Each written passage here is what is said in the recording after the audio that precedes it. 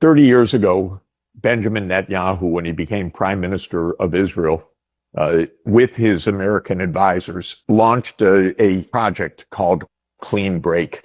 The idea of Clean Break, everyone should understand, is to prevent permanently a state of Palestine alongside the state of Israel. But the purpose of Clean Break was to say any government in the Middle East or North Africa or the Horn of Africa that supports the Palestinian cause and supports resistance, we're going to overthrow.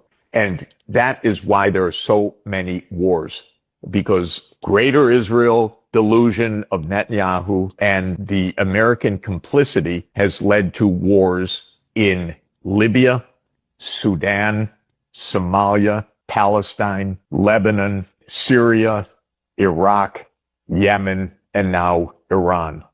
This is what's important for everybody to understand. Israel is not looking for peace. Israel is looking for domination. This government and much of Israeli society is absolutely content on mass murder and on ethnic cleansing so that Israel retains control over 100% of what was the so-called British Mandatory Palestine. In other words, the land that Britain, in its typical imperialistic way, promised to everybody, to the Arabs, to the Jews, to the French, to everybody. And the Zionists said, we'll take it all. And they don't want peace based on two states. They want everything.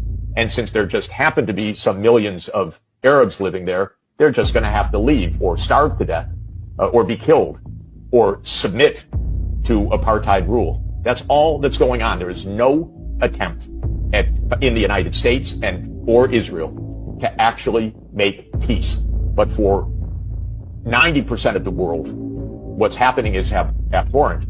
And for most of American citizens, who of course play no role in our government in foreign policy whatsoever, no voice, no say, no reflection of our attitudes, we are revolted. There is a question, will there be a state of Israel? U.S. foreign policy is run by Israel. We don't know exactly why. Maybe if we saw the Epstein files, we'd understand it better.